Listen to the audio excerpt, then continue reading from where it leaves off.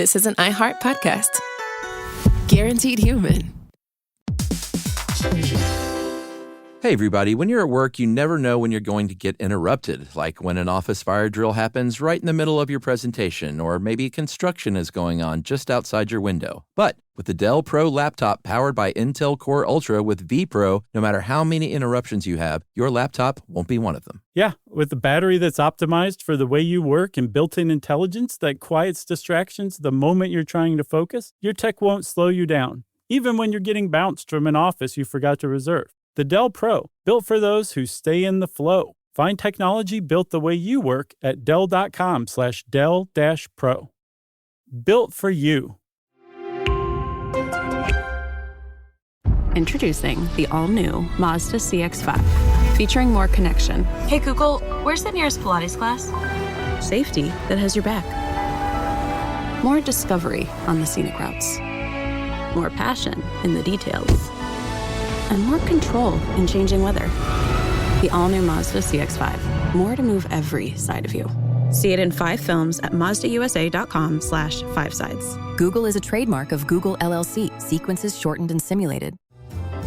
Welcome to Stuff You Should Know from HowStuffWorks.com.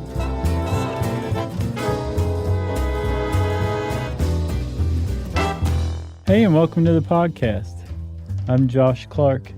There's Charles W. Chuck Bryant, and there's guest producer Ramsey over there. Yay, Ramsey! Guest producer on Stuff You Should Know, but straight up producer on Movie Crush. Yeah, movie crushers might know Ramsey's name. Hey, Ramsey. He waved. He knows the drill. Well, the duct tape over his mouth helps, for sure. So, Chuck, today we were talking about epilepsy, and this has been a long time request. We've gotten requests for this one over the years. Oh, yeah? Yeah, plenty of times. And I don't know why it took us so long to do it, but I'm glad we finally did, because it's something I didn't know about. I think it's one of those things like you're aware of epilepsy and Sure. seizures and seizure disorders, but there's almost like this cartoonishly narrow version of like what epilepsy is. It's Like just the movie version. Yes, exactly. Yeah. Which actually is kind of accurate depending on the type of epilepsy or the type of seizure you're having. But it's such a broad spectrum of really just kind of a physiological brain disorder that can happen in so many different ways that I had no idea. Yeah, the movie, while it's sort of like the every square is a rectangle type of thing, like movies only display seizures in one way. The Natalie Portman way. Sort of, yeah. Yeah. The kind where you're on your back, convulsing wildly, frothing at the mouth. There's some jerk nearby with a wooden spoon. You don't want to do that. We should go ahead and say that maybe more than once. Do not stick a spoon or your wallet or a credit card or anything else in somebody's mouth to keep them from swallowing their tongue. No. You can't swallow your tongue. No, because it's attached. I tried. Look. Yeah. You all right? Stop. It's not working. I was just grabbing a wooden spoon. It's you don't want to do that. Keep that thing away from me. Yeah, but movies display them as one kind, and those definitely exist, but it's far more nuanced than that. Right. Leave it to movies to get rid of nuance, Yeah. But really, isn't that the audience's fault? Isn't it up to the audience whether there's nuance or not? Well, what, like during a seizure scene next time we should all just stand up and shout, "This isn't real"? I think they would get the picture. All filmmakers would get the picture. How about some nuance? Well, and also movies are all about drama, and a lot of seizures are not very dramatic. No, it's almost like in certain types of seizures, somebody like just kind of zones out for a second and then comes back and says, "So what were we just saying?" Yeah. That constitutes a seizure. AKA Chuck on any given evening. Sure. There's probably a big difference of what's going on in the brain of somebody who's actually enduring a seizure right then than you zoning out. But sure. To the observer, it would look very similar. All right. That's a nice intro. Let's talk a little history first, can we? Yeah. Okay. Well, I will say this. Ancient medicine has always been nutty as a fruitcake, but especially when it comes to seizures, from how they're diagnosed and what people think is going on to the various treatments. It is wacky. Yeah. People with epilepsy have been stigmatized ever since there was civilization, basically. Yeah. The Code of Hammurabi, the first set of laws from Mesopotamia 4,000 years ago, contains a law that says if you have epilepsy, they didn't call it that, but they were talking about people with epilepsy, you can't get married. Yeah, they called it like the devil shakes or something. Basically. Yeah. And the idea was that you were infected with some sort of demon or the devil or something like that. And what's interesting is that by the time Hippocrates came around, he was like, no, you guys have it all wrong. This is just some sort of disorder in the brain. Yeah. You could probably treat with diet and exercise and that kind of stuff, which is actually pretty good advice for somebody who was prescribing this like 2,400 years ago. Yeah. And then somehow that got lost, and everybody was like, no, it's demons, unclean spirits, all that. Yeah. And it went back to being a very stigmatized disease. Yeah, it was an unexplainable thing. Right. And I think back then, now we try to poke around and learn like the real reasons behind something, even if it still remains unexplainable at the end. But back then they would just say they're possessed or they're a witch. Right. And that witch thing, it was in the Maleficarum. Sure. The witch finder's handbook. Uh-huh. It was basically in there. And either if you had epilepsy, you were a witch or you were possessed by a demon. Or in some cases, you could be possessed by like an angel or something like that. But more often than not, it was like a negative thing, like a negative spirit had possessed you. Or you were under the influence of a witch. So somebody in your village could be accused of witchcraft if you had epilepsy because they were like, this witch over here is giving this guy epilepsy, burn her. That was a thing. So epilepsy has always been tied to that. And that law about people with epilepsy not being able to marry, there were laws on the books in the United States up until 1980 that said people with epilepsy can't get married. Really? Can't get married. Yeah, but I'm sure those were like laws that aren't enforced, right? Or were they literally enforcing those laws? I don't know that part. I'm sure they were back in like the 20s and 30s during the eugenics movement, but I don't know that they were up until 1980. That sounds like one of those laws where like you can't spit on the street after sundown. Right. Can't put lipstick on a horse. Oh, you can. Can't spit on the street after sundown. And then, ancient treatments are exactly what you would think, like everything from drinking blood to killing a dog and drinking its bile. Yeah. If someone's having a seizure near you, pee in your shoe and give it to them to drink. Yeah, like it's a jellyfish sting. Yeah, but in the shoe? I don't know. Like what? Is that just because they know that you have something that holds urine? That would be my guess. Okay. I didn't know if that was like, oh no, the I guess shoe you could also key. pee into like your cupped hands, and then just kind of like just drop it onto their mouth. God. Regardless, that's another thing. Don't put a wallet or a spoon or a credit card in somebody's mouth. Don't put your urine in somebody who's having a seizure's mouth. No, doesn't help.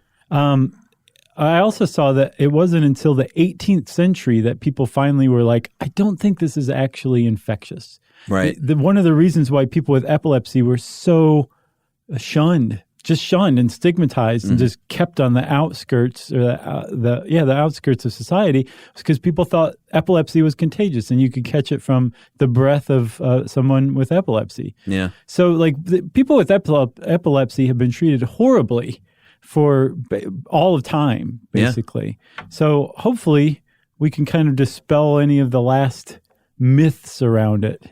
That's my hope with this episode, Chuck. Let's see if we can do it, okay? Well, we like to start off every episode by stating our hopes and dreams, So what's going on in the brain, we'll get to that a little bit more in detail, but kind of the way this article on our own website puts it, which this was so like 10 years ago, writing-wise. But they basically talk about a kind of traffic jam in your brain when there's confusion, when there's too many neurons firing at once, and it can cause an overwhelming sensation that can eventually cause a seizure.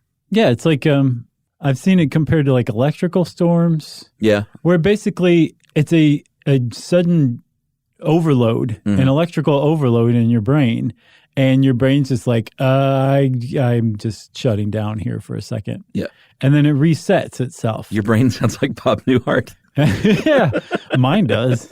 Mine does. And you said from a bunch of neurons firing at once. Yeah. Not just a bunch of neurons, but those neurons that are firing fire a lot more than usual too. Right. Something like, so they fire 80 times a second normally, where during a seizure, they're going to fire like 500 times a second. Yeah, and we'll talk about the brain machines later, but one thing that's characteristic of seizures is when they look at your brain scan, there are big peaks and valleys. Yes. It's not a steady stream of doo-doo-doo-doo-doo. No, or I don't think it makes that noise either. Just the Bob Newhart. Right. Who knew he was going to show up? Slow and steady. That's great.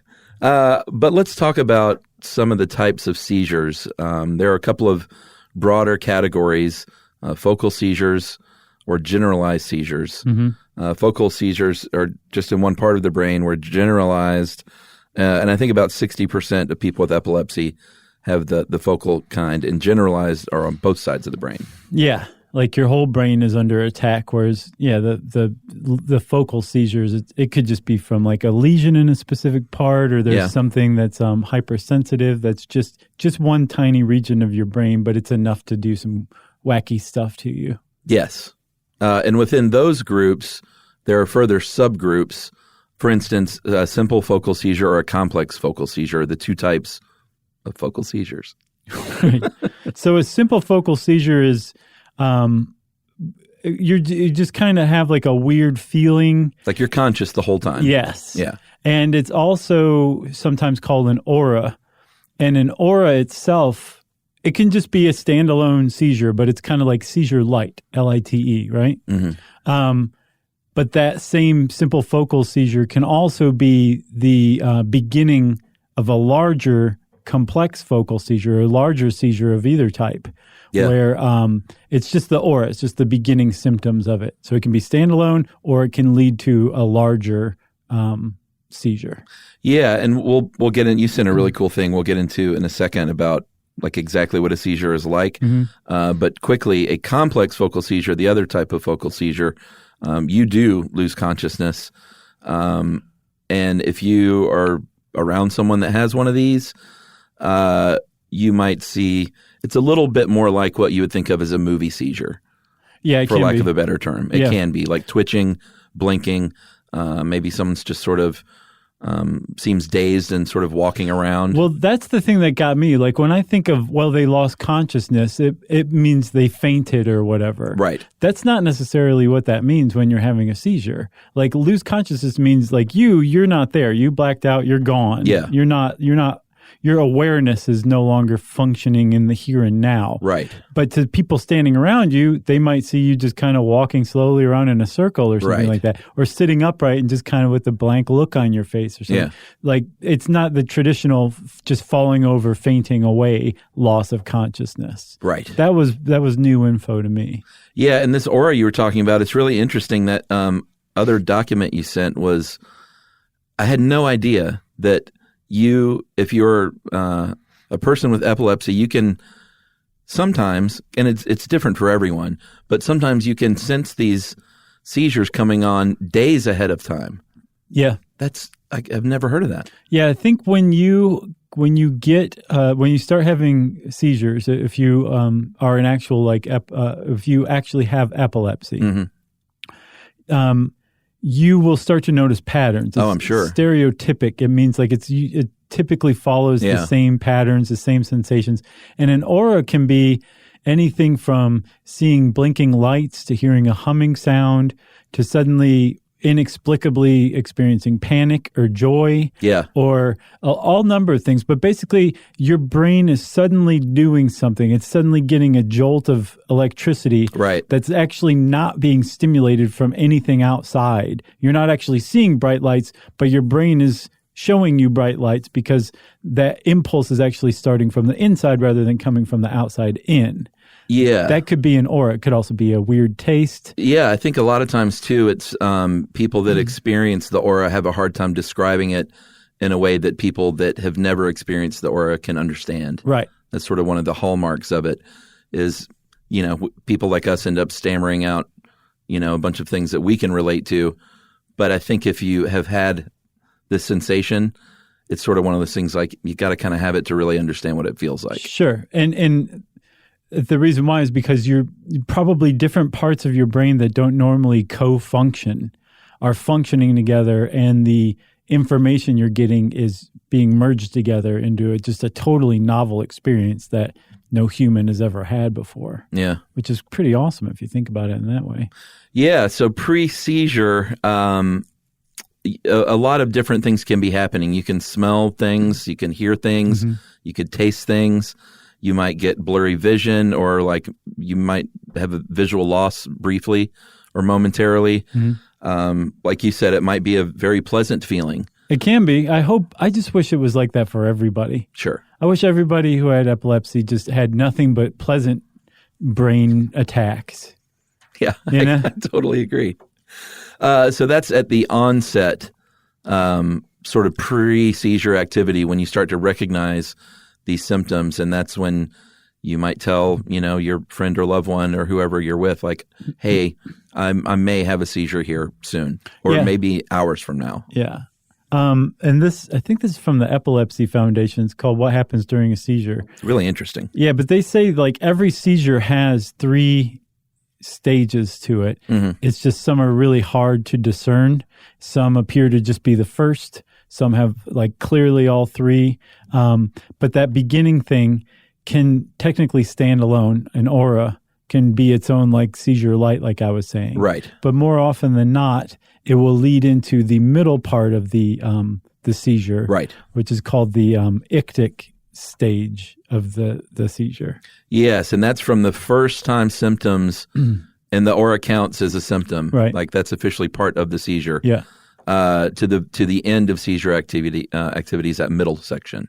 Yeah, and the middle section is what you usually think of as a seizure. Like it can be the classic movie seizure where you can be you can convulse, you can your muscles might tighten suddenly, and you might go rigid. You might actually lose muscle tension. Yeah. And either way, what those will result in is called a drop attack, where you are standing up and all of a sudden you tense up and fall over. Like, remember the fainting goats? Yeah, I knew that word from something. Myclonic goats. And then, or you can just lose muscle tone and fall over. But either way, it can be really bad news for you because you can hit your head and you can cut yourself. It's not good to fall over with zero control over your body.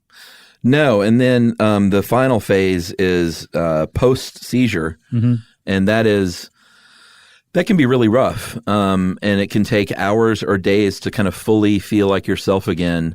And if someone, and we'll talk about what to do during a seizure, of course, if you are around someone that's having one. Don't put your wallet in their mouth. No, but post-seizure is very important too, because you need to be there and be very comforting and just sort of take things slow in general. Right. So that's called the post-ictic phase, and that can actually last a lot longer than either of the other 2 phases of a seizure. It can last 20 minutes, 30 minutes, an hour, who knows? Yeah, you could be sleepy or scared or anxious, have memory loss, difficulty talking.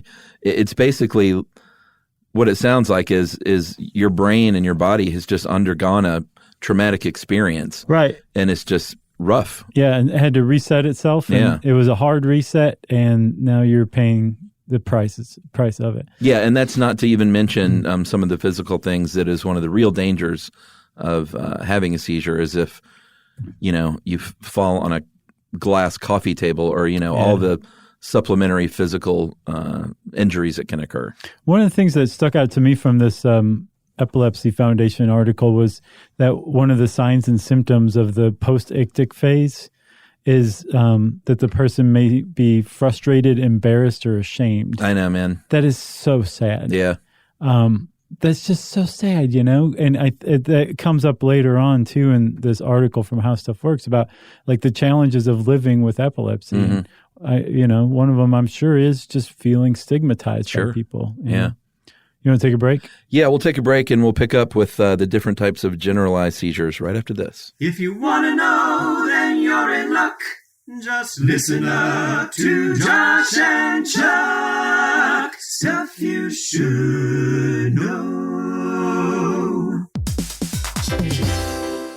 Hey everybody, we're here to talk to you about Wayfair, who believes that spaces should be functional, they should be comfortable, they should be well-designed, and they can be well-designed by you with their help. Your updated space should feel more comfortable, inviting, and practical for everyday use. And we're talking about outdoor seating. We're talking about grills. We're talking about major appliances. If you need storage solutions, Wayfair can help you out. Patio lighting, rugs, decor. It is your one-stop shop for home. Yeah, I mean, it's getting nice out, so it's time to think about living outdoors for the next few months. And Wayfair knows that outdoor furniture, it's heavy, it's intimidating to assemble. So Wayfair has stepped in and said, we're going to handle the hard part so you don't have to. That's right. You can shop Wayfair Verified, your shortcut to the good stuff. And that means their team of product specialists are going to vet everything by hand using a 10-point inspection, testing things like, quality materials, functionality, and features, and even how long it takes to build that piece of furniture. And the overall experience save time, reduce hassle, and improved convenience. Patio season is here, and these deals won't last. So head to wayfair.com right now to get your outdoor space ready for way less. That's WAYFAIR.com. Wayfair, every style, every home.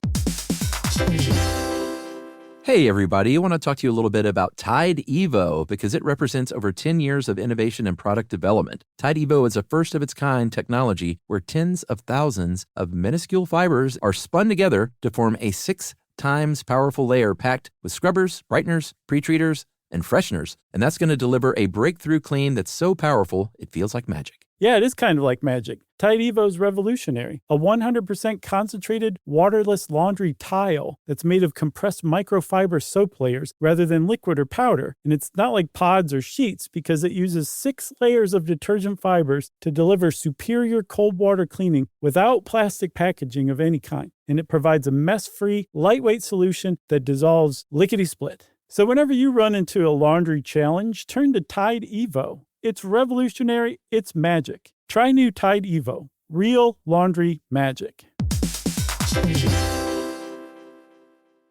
Stuff you should know. Stuff you should know. All right, so generalized seizures, remember we broke it down into the 2 broad categories, focal and generalized. Right. There are many kinds of generalized seizures. The words you won't hear anymore from a doctor are petit mal and grand mal seizures. Those are outdated terms, but what they are now referred to as is formerly petit mal seizures are now known as absence seizures. Mm.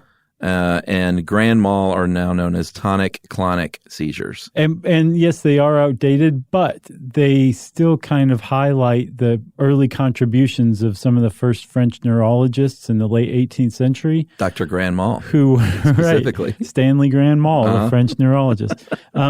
They helped pull this out of the realm of superstition and you can catch it from like someone with epilepsy breathing on you. Right. So hats off to the early French neurologists for at least studying and identifying it. But that's why there were French terms that were applied to it previously. You just doffed your pork pie hat. I did actually a little chorus line thing. Like, you can't see under the table, but my foot's kicking too. So one of the like I said, the absent seizure, formerly petit mal seizure. This is usually in children.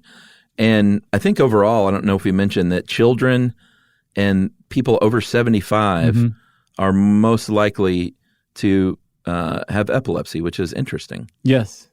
And you can grow out of it. Depending on the type of epilepsy, yes. And I think you can even grow back into it in your older age. Yeah, if you're 75 or older, you're at the highest risk of developing epilepsy. So the absent seizures, like I said, are mostly in children. That's just like where they zone out all of a sudden. Yeah, exactly. You might see some eyelid fluttering or something like that, or a twitch or two, and it might just be a few seconds long, and then it's over. Right. You're very hard to spot. What was just going on? Were you thinking about Barney, or were you having a seizure? Or just tired? Like it's tough to spot, I think. Yeah. Clonic seizures, you will have convulsions and jerking movements on both sides of your body. Myoclonic, like we talked about with the goats. And it's funny, I just was going through the archive today, and I saw That was one of the best titles we've ever had. That dang old goat fell over on Fainting Goats. That was a good one. I think that was one of yours. Maybe. I'm pretty sure. But myoclonic seizures, the upper body is mainly involved, and it might look like someone has been shocked, like a jerking of the upper body. Right. The tonic seizures is when you stiffen up like you were talking about. Yeah. Or you just suddenly, your muscles go fully tense and you just can't control them anymore. Atonic is the other one that you were talking about when you lose muscle control. Yeah. And then there's the big daddy. This is the movie seizure. The tonic-clonic seizure. Yes. Just the name of it sounds menacing, you know? Tonic-clonic. It sounds like a Star Wars character from the dark side or something. So Tonic-clonic, the fallen. Yeah, Grand Maul does too. Well, I think because of the Darth Maul thing. And Grand Moff Tarkin. It's a combination. Oh, okay. I don't know who that last guy is. Grand Moff Tarkin? Yeah, which one is that? All right, we should just move past this. No, I need to know, especially if it's somebody from like the original 3. I think Grand Moff Tarkin was the guy, wasn't that Peter Cushing? Yeah? Oh, okay, sure. Who they him. digitally Why recreated. Don't you just say Peter Cushing instead of Fran Tarkenton? What are you talking about? So the tonic-clonic movie-style seizure is that's the one that you've probably seen on TV and films and after-school specials is when the body stiffens, you sort of pass out on the floor, and your body is convulsing and jerking on the ground. Your like eyes roll back in your head. Yeah, and that kind of thing. I couldn't tell if it kind of alternates back between the two, or if it follows that discernible pattern where it goes tonic, like your muscles tense, you fall over, followed by clonic, so you're convulsing after that. Sounds like it. Or if you kind of bounce back and forth, which would be pretty awful too. Yeah. But that's the, like you said, that's the movie seizure that you see. It just occurred to me, I've never seen someone have a seizure that I could recognize. I've not either. Yeah. You just knocked wood. I did. Or is that someone trying to come in the studio? No, this is like particle board, but I think it still Does counts. that count? Yeah. Seizures generally are pretty brief. A few seconds, maybe a few minutes at the most, in most cases. But they, like we said, they take a lot out of your brain and body. Yeah, it's rough stuff. Here's the thing: it's like, so tense all the muscles in your body for a second. I don't even know how to do that. So it's like just doing it for a second. Sure. I'm like, oh man, I'm sore already. Yeah, I'm tired. Imagine doing that for like 3 minutes. Yeah, that's a long seizure. And I feel like really, like every muscle in your body's tense. Yeah. Or imagine like convulsing for a couple of minutes. Like, heck yeah, you're going to be physically tired. It's a violent reaction. It is, but also the normal processes of your body have just been totally thrown out of whack, and now they have to get back into whack. And one of your body's like main things for telling you something's wrong is to feel nauseated. So you're going to probably feel nauseated. You're going to feel maybe perturbed. You're not going to feel very good, and it's going to last for a while. Sometimes people will sleep. Yeah. And maybe they'll sleep Just for a minute. Yeah. Maybe they'll sleep for an hour. There's a lot of different things that can happen in that post-ictal state. But the thing you want to look out for, so we've never seen anybody have a seizure before. Correct. But if you do see someone who is having a seizure, there are some very specific things that you should do. And not do. And not do. Yeah. One of the things you should not do is stick your dirty wallet in their mouth. I haven't heard that one. Nasty credit card. Yeah. Or a spoon. What are you carrying a spoon around with you for anyway? I don't know. If it's to save somebody from swallowing their tongue, leave it at home because you don't need it anymore. Yeah, the main thing you want to do is make sure that they will not further injure themselves. Like if you're in an apartment and they're on the couch, you may want to like move the coffee table out away from the couch or something like that. Right. Turn them on their side if they have gone to the ground. Yes. So they won't choke. That is a real thing, but Right. the tongue has nothing to do with it. Right. I think it's more like throwing up or something like that. Yeah, sure. And just sort of try and ensure their safety. Like, don't try and hold them down. Don't try and get them to stop what they're doing. Like, you can't. I'm going to lay on you till the demons get out. Yeah, that's not a good idea. No. So basically just try and make things as safe as possible like if they're around them. If their clothing is right, keep sharp stuff away from. And if they're sitting up or standing up or whatever, try to get them on to the lowest point as comfortably as you can. Put a pillow under their head, maybe. If their clothes are like bunching up around their neck, like try to loosen the clothing. Make it safe and comfortable for them. But stay with them. Yeah, don't be like, all right, well, I'm going to go get my eyes checked. Well, or go call the police, or not the police, but 911. Right. That was a really surprising thing that this article said was, don't leave, just hang out with them. That is more important than calling 911. Yeah. There is a point where you should call 911, though. There's a type of seizure, or there's a mode that seizures can go into called status epilepticus, which is like a really bad situation. That's when it continues unabated. And for just like keeps 5 going. minutes. Yeah, it used to be I think 20 or 30 minutes, and then they said that's way too long. If someone is having a seizure of any type for 5 minutes or longer, you want to call 911. Yeah, because what you're seeing is a medical emergency. Under almost every single case of a seizure, the brain can kind of reset itself and come out of the seizure within a 5-minute period. If it doesn't, it strongly suggests that it's not going to happen, and they may actually have to medically induce a coma to just stop the electrical activity in the brain and let it reset itself. Yeah. So you've got a bona fide medical emergency on your hands. Or the other way it can happen is they can be having a seizure and then have another seizure and not regain consciousness in between. Right. That actually qualifies as a status epilepticus seizure as well, and you want to call 911 for those. Yeah, or if it's a pregnant woman, then you want to call 911. Sure. Because there can be further complications there. Yeah, for sure. All right, so it looks like there's 6 different types of epilepsy, if I'm reading this right. We'll say at least 6. Starting with benign Rolandic epilepsy. This is the one that you would have in childhood and that you would probably outgrow. Hence the benign thing. Yeah. It's just kind of like, it's fine. Don't even worry about it. Right. It's just a phase the kid's going through. Juvenile myoclonic epilepsy is actually one, you wouldn't have it in early childhood, but it actually would come on around the same time as puberty, as if puberty's not tough enough. Right. Now with seizures. Yeah. I mean, I feel so bad for anyone that has this condition, but especially like if it comes on at puberty, you don't know what's going on. Well, plus also it's like the severe type of seizures, tonic-clonic seizures usually characterize it, or myoclonic, and you don't outgrow it. No, it comes on in childhood, but you have it for life. Lennox-Gastaut syndrome. I feel like I'd heard of this one before. I had not. This one's very severe, and there are many kinds of seizures that you can have, and I believe this one sticks around for life too. It does, and it's usually it comes after it's become apparent that there are cognitive impairments. There can be delayed motor skill development. It's kind of like comorbid with a type of cognitive impairment as well. Right. But it's characterized by drop attacks too, where you can really injure yourself because you just fall over. Right. Because there's an impairment in the muscle or the motor cortex. Right. Look at you. I got it eventually. Reflex epilepsy is the one that you might, if you have ever gotten a strobe light warning.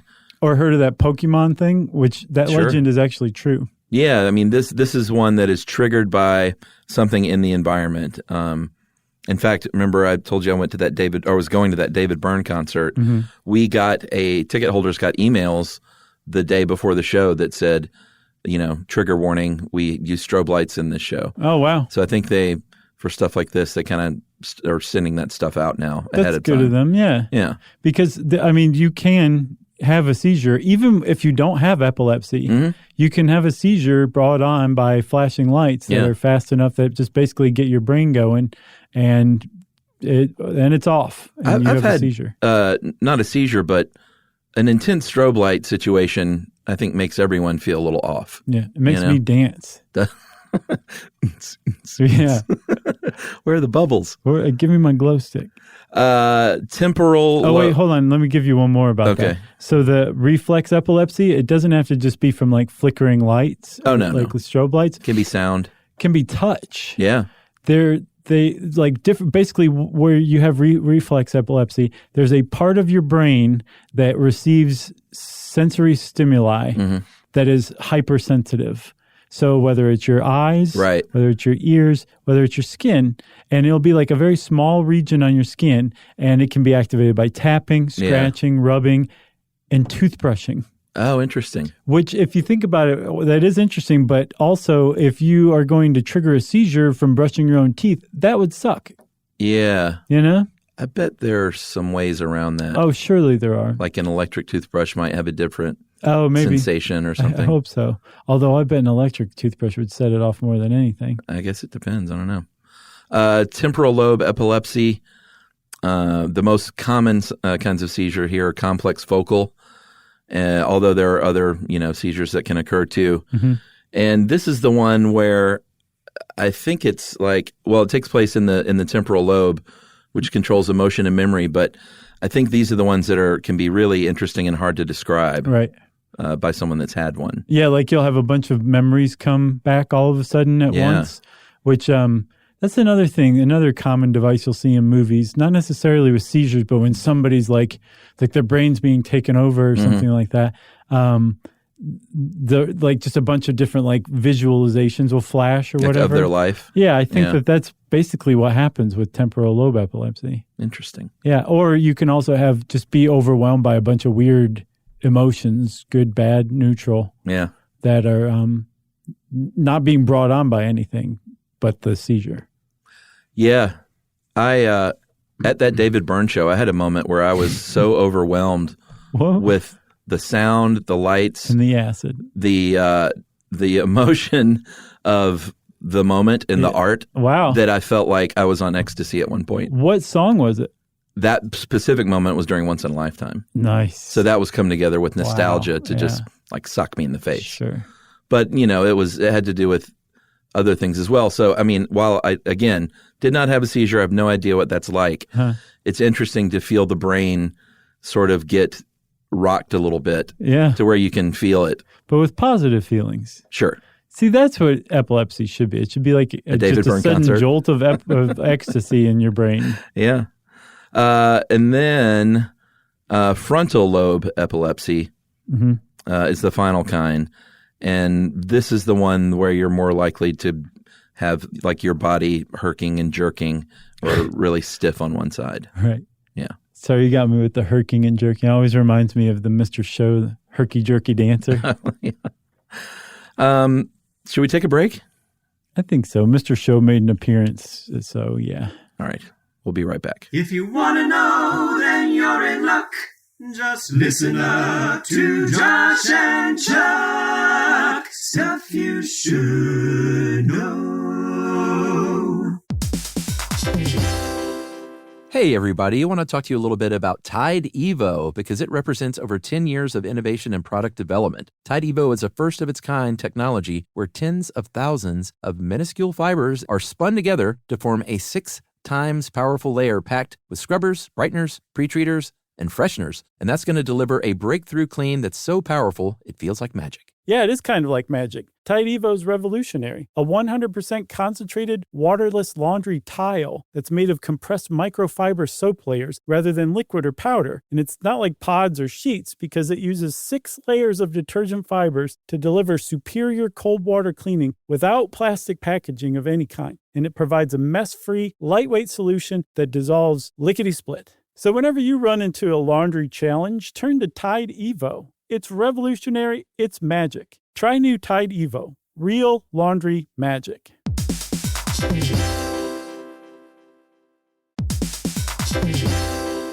Hey, everybody. When you're at work, you never know when you're going to get interrupted, like when an office fire drill happens right in the middle of your presentation, or maybe construction is going on just outside your window. But with the Dell Pro laptop powered by Intel Core Ultra with vPro, no matter how many interruptions you have, your laptop won't be one of them. Yeah, with a battery that's optimized for the way you work and built-in intelligence that quiets distractions the moment you're trying to focus, your tech won't slow you down, even when you're getting bounced from an office you forgot to reserve. The Dell Pro, built for those who stay in the flow. Find technology built the way you work at Dell.com/Dell-Pro. Built for you. Stuff you should know. Stuff you should know.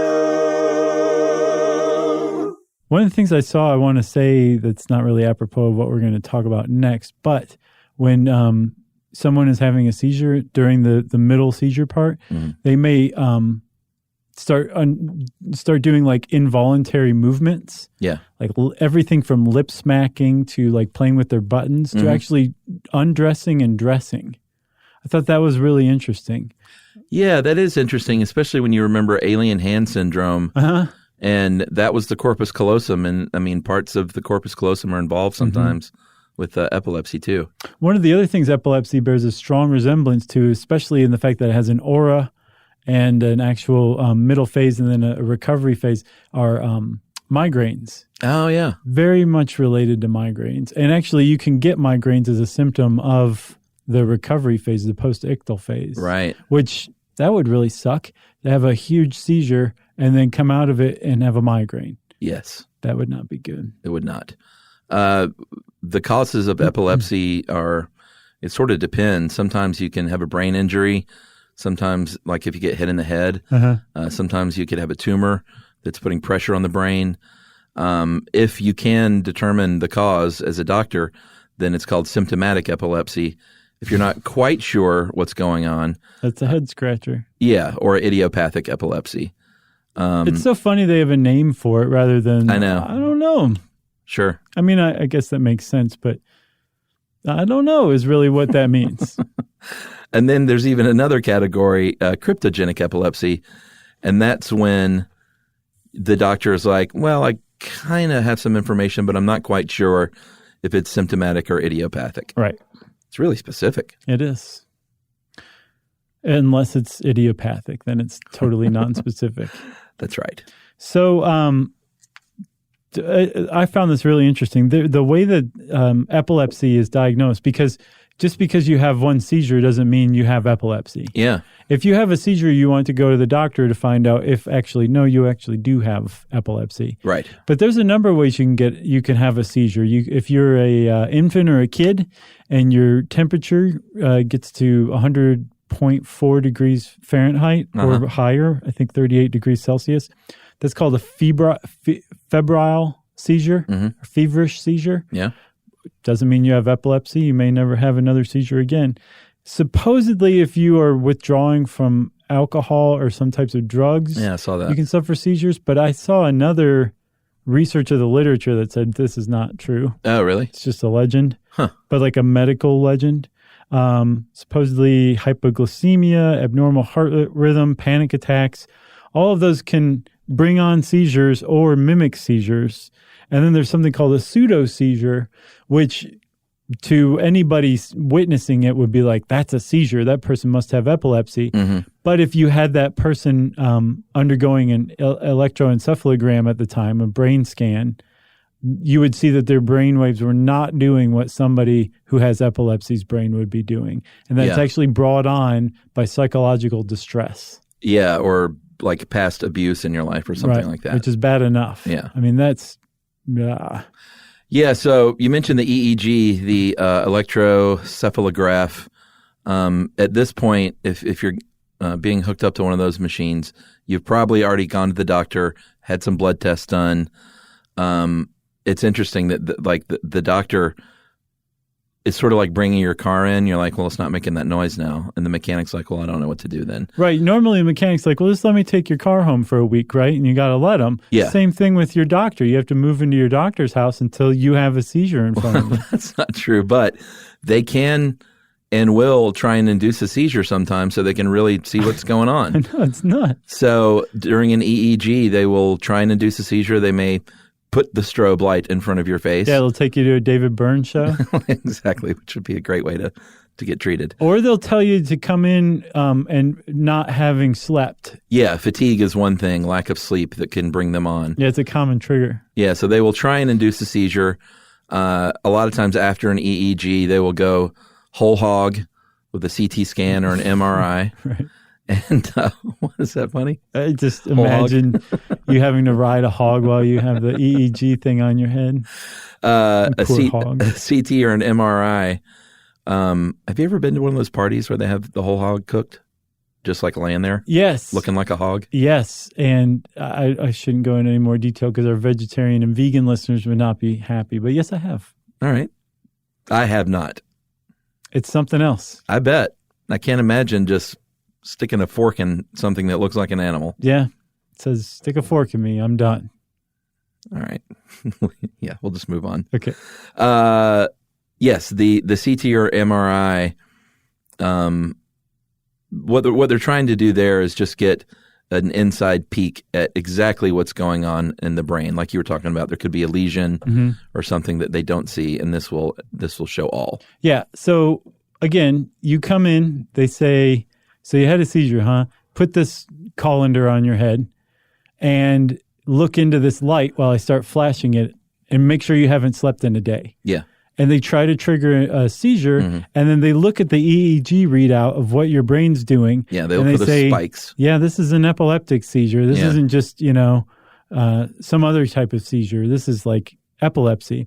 And then, they'll put you through the Wonder Machine or something like that and look for lesions, weird oxygen concentrations, whatever, to try to pinpoint where the problem's coming from. Because again, it can just be one specific region of your brain, or it could be a generalized type of seizure in your whole brain. And then based on these clues, they start deducing what type of epilepsy you might have. Right. And then what you can do about it. Obviously, you're not going to eat a pigeon these days or drink dog bile, but... well, you could eat pigeon. Don't drink the dog bile. No. There is medication that you can take, but from what I read, it can be pretty rough on you. Yeah. And a lot of bad side effects. So what you try to do, I think with a lot of hardcore medications like this, is find that balance of what do I need to try and control these seizures and still kind of be able to operate and have a good quality of life. Yeah, and I think a lot like if you've been diagnosed with, say, like bipolar or depressive disorder or something like that, where there's a lot of different medications out there that do different things, and you're probably going to have to try different combinations until you find the one that works best for you. Yeah. As this article put it, to balance quality of life and control of your seizures. Right. That's what you're looking for in a medication or combination of medications. Same thing with epilepsy. Yeah, I mean, you may not want the full dose, and you may just want to limit your seizures and have an acceptable amount of seizures because the medication's so rough on you. Sure, yeah, You know? that's the worst part. And they've actually come up with a device called the vagus nerve stimulator. Remember the vagus nerve? I don't remember. yeah. Was it the female orgasm episode that it played such a role in? I think That was I right. think it's been in a couple of them. We said God was either a woman or clearly favors women because women's orgasms are triggered by vagus nerves, and even if you become paralyzed, the vagus nerve is still intact. That's right. Only for women. Well, there's a device that's basically like a pacemaker for your brain, is what they call it, and it stimulates that vagus nerve, and it just sends a little electrical pulse on like a regular rhythm to your brain.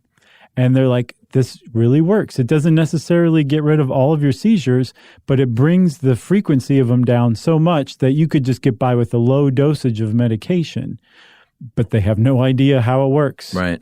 They think maybe it keeps the brain juiced on a normal basis. It's almost like a pacemaker. It is. Well, like I said, they call it the pacemaker for the brain. Yeah. Oh, okay. I said that. And then there's it sounds crazy, but if it is isolated in one part of your brain, they can actually go in and just remove that part of your brain in many cases. Right. And solve the problem. Yeah. And not only no side effects, and they're not taking a stab in the dark. Like they know what parts of the brain they can remove. Right. They're not like, well, let's try this. But sometimes you actually show intellectual improvements after the surgery. Like when they removed the crayon from Homer's brain. Remember that one? Yeah. That was one of the best ones ever. Yeah, that was a good one. There's also a corpus callostomy. Yeah, I'm saying it right. Yeah, that's right. Which is, so remember, there's a type of generalized seizures or the whole brain seizures. Well, the corpus callosum is the white matter that connects the two hemispheres of the brain. Yeah. So they just go in there and go, whoosh, and no more generalized brain seizures, right? Yeah. The thing is I'm very curious what the side effects are of that, because we developed a corpus callosum over time. Yeah. And there's this really interesting thing. We got to do this someday. On a guy named Julian Jayne came up with the bicameral mind.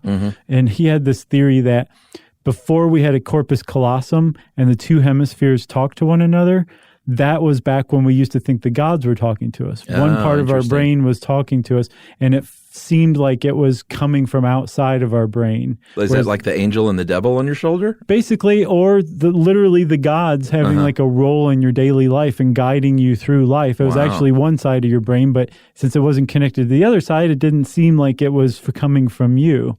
And so to cut the corpus callosum, I wonder if it would have similar effects like that. Yeah, and I think that also was for alien hand syndrome. Yeah. The corpus callosum had a lot to do with it because one side, like a malfunction of it, because one side isn't talking to the other. Yep. Interesting. There was also some types of epilepsy called intractable epilepsy where, and this is really high, 25 to 30% of people who have epilepsy have intractable epilepsy. Like it's not going away. Yeah, and it's really tough to control even when you're being treated. Yeah. And you can actually die too. I get the feeling this is pretty rare, but sudden unexplained death in epilepsy or SUDEP is something that can happen.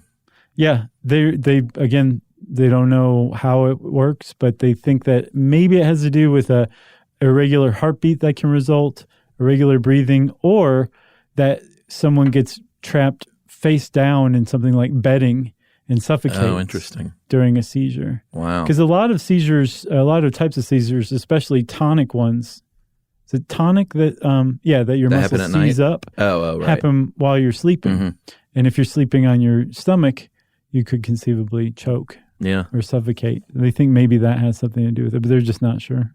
I saw an obituary the other day for someone that died in their sleep. And that really struck me for the first time as like, that's a really nice way to say someone died in bed. Like, I don't think it ever happens where someone's just asleep and doesn't wake up, right? Like, I think you're just asleep in bed.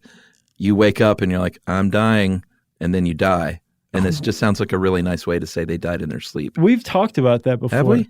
About somebody who... Can you really die while you're asleep and not wake up and be like, I'm dying? We were talking about someone who woke up to die in pain. I think that's probably how it always happens, rather than right? just dying in their sleep. No, I think people might pass in their sleep. I think you could. That's sweet. Especially if you're on the dope. Like they've got you doped up like in hospice or something like that. You could very easily just die in your sleep while you're kind of out of it. But I don't know. Yeah. I hope you're wrong. Yeah, me too. Living with epilepsy, it can be very tough. You have to think about everything from driving to going swimming by yourself. Raising an infant if you're a woman. Or a man. Yeah. But yeah, this one specifically said like epilepsy can be a challenge to women, when they're deciding whether to have kids or not. Sure. That's just, I hadn't even thought about that. But you can't have a seizure while you're breastfeeding or something. What happens after that? Yeah, or I mean, if you're just the lone caregiver to a child at home, sure, to a 18-month-old, and all of a sudden you need treatment yourself. Yeah, that's a scary thing. Yep. All the states in the United States have different rules as far as driving. Sometimes it's you can't have had a seizure for the past 12 months or something. Yeah, Yumi dated a guy who had a couple of seizures, and like he lost his license because of it. Really? Yeah, I think it was 12 months in Virginia or something. What else? Yeah, I think that's it. Oh, well, I did look up celebrities with epilepsy, of course, because that's all anyone cares about, right? Yes. Prince had epilepsy. I didn't know that. Adam Horovitz. I didn't know that. From the Beastie Boys. Yeah. Mr. Danny Glover. I didn't know that. Lil Wayne. Big Wayne. Is there a Big Wayne? Medium Wayne. You mean The Rock? No, Lil Wayne. Neil Young. Really? Uh-huh. The great Harriet Tubman. I think we knew that. Did we? We Did we talk covered about that, yeah. And then the former NFL twins, Tiki and Rondé Barber. And they were twins who both had it, so that's... Oh, yeah, they think there might be a genetic basis to it, too. Yeah, I don't think we even mentioned that. They've identified something like 200 different gene deficiencies that could possibly lead to epilepsy. And interestingly, if you are a child and you are diagnosed with epilepsy, your doctor may say, put that kid on Atkins. Oh, yeah, ketonic diets might have something that helps. Yeah, they think, well, like when you have kind of gone through your fat stores, you go to ketones in your brain, and it's got to have something to do with that. Start burning ketones in your brain, that's got to have an impact on your electrical activity. Why it only works on kids rather than adults is it's a mystery to me. Yeah. You got anything else? I got nothing else. Well, that's epilepsy, everybody. If you ever see somebody who's having a seizure, remember everything we told you and keep that spoon out of their mouth. And since I said that, it's time for listener mail. I'm going to call this, marathoners. We heard from them. We probably should have thought that through before we did a marathon episode. Asking for people to email? Yeah. I think we would have gotten the same amount of emails from marathons. Like, I love marathon. People who marathon love to talk about marathons. Sure. So we were asking for it, even without asking for it. Well, and we also asked about the marathon high versus a marijuana high. Yeah. And turns out a lot of marathoners smoke weed. I bet I can imagine which one you selected. Well, actually, I did not select one of those. Oh. Because they were kind of all the same. They were like... One guy said... It's not the same. One guy said he would get high and run... Oh, I saw that guy. ...until the runner's high kicked in, and he said, so I would be high the entire marathon. Yeah, yeah. Like, you're insane. His friends thought he was. How would you even start? Why, he was probably... Should I eat combos today or run a marathon today? I had a friend who used to get super high and go and work out and lift weights. Yeah, like Kevin Spacey. Oh, that's right, in American Beauty. That's always seems so bizarre to me. And look what happened to him. Yeah. You want to stay away from the weed and the weightlifting combo. All right, here we go. Been listening for almost 2 years, guys. Never missed an episode. I'm a former ultra marathoner, typically in the 50K distance, so definitely on the shorter end. 5,000 mile. Can you believe that? A 50K is a short one. Yeah. 50. Yeah, 50. Sure. And I can speak to experience in both the runner's high and hitting the wall in the same race. Wow. In 2013, I was competing in my last 50K, and while I was toward the back of the pack in these events, always, I was feeling great when I reached the 4-hour mark, laughing and joking with aid station volunteers and having a great time. I felt like I was on top of the world at mile 20, and then it happened. I hit the wall. Boo. Hard. I had been able to cover 20 miles of pretty rugged trail in 4 hours. Suddenly, my legs went from feeling amazing and light to feeling like sacks of wet cement. That happens to me at like mile 0.75. Yeah. It took me another 4 hours in the final 12 miles of the race. Oh, my God. Maybe it's time I start training for my next one, guys. You're invited to join me. Maybe Chuck hates running because he hasn't found the right distance yet. Perhaps it's 32.5 miles. Nope. That is from Sean Riley in Columbia, South Carolina. Sean Riley, who is crazy. But thanks for writing in. 50K, short ones. Yeah, but we should say there is quite a difference, apparently, between a pot high and a runner's high. Yes, no one said that they were anything alike. No, most people said they were pretty different. Yep. Okay, cool. So we're done with marathoning. No need to email us more about marathons. We're good. We got it. Okay? Yeah. If you do have epilepsy or you know someone who does, though, I would love to hear from you and let us know what it's like to live with that. Sure. If you want to get in touch with us, you can go to our website. It's called stuffyoushouldknow.com, and there you will find links to all of our social media accounts, or you can send us a plain old-fashioned email to stuffpodcast@howstuffworks.com. For more on this and thousands of other topics, visit howstuffworks.com.